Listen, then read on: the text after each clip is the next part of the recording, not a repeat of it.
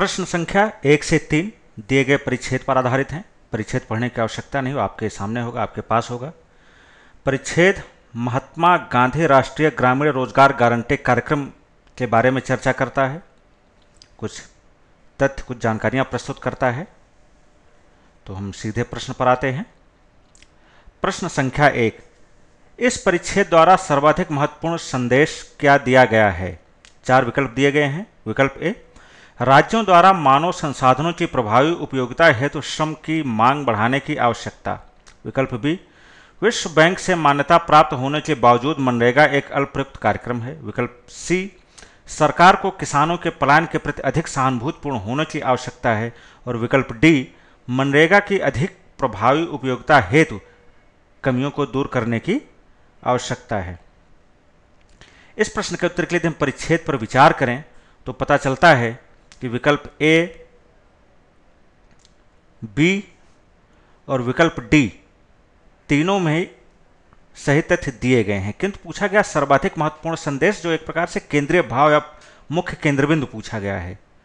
तो वह विकल्प बी है कि विश्व बैंक से मान्यता प्राप्त होने के बावजूद मनरेगा एक अल्पप्रयुक्त कार्यक्रम है।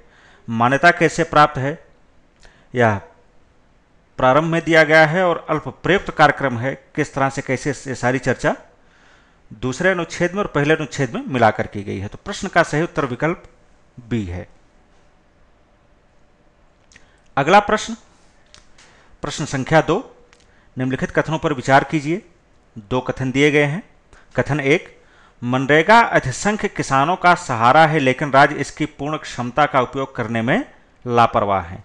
विकल्प 2, सरकार ने अतिरिक्त बजटीय धनराशि द्वारा किसानों को कुछ हद तक अनुदान दिया।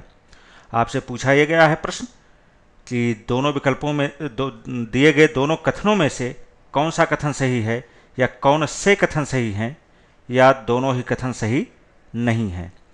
तो इस प्रश्न के उत्तर के लिए यदि हम परिच्छेद का पर ध्यान दें, परिच्छेद का विश्लेषण करें तो पता चलता है कि कथन 1 सही है।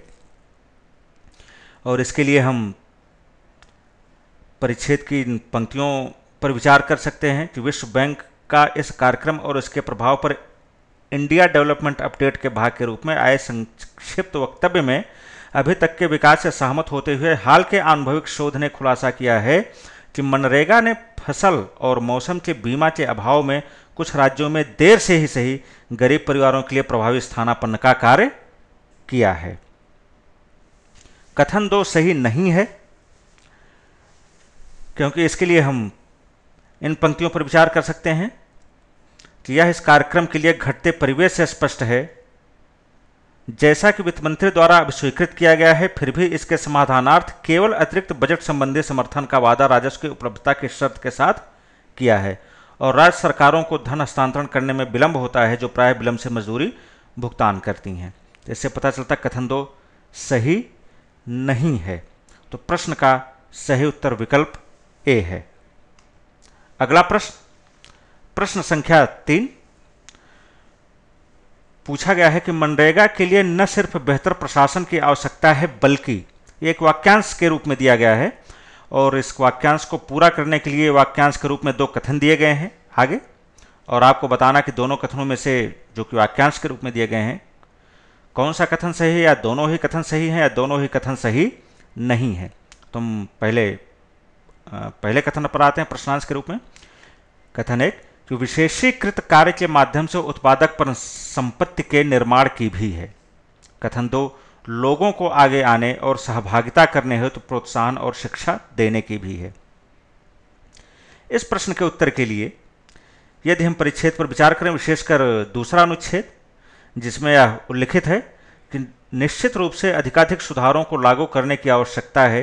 इनमें शामिल हैं कार्यकरण द्वारा बेहतर और अधिक उत्पादक परिसंपत्ति सृजन, उन्नत प्रशासनिक प्रबंधन, जन संवेदीकरण सूचना का प्रावधान जिसका विश्व बैंक ने भी इशारा किया है, तथा त्रुटियों पर रोक लगाना। तो इन पंक्तियों से पता चलता है, इस पंक्ति से, कि प्रश्न में पूछे गए प्रश्न के उत्तर के लिए वाक्यांश के रूप में दिए गए दोनों ही कथन सही हैं। तो प्रश्न का सही उत्तर विकल्प सी है।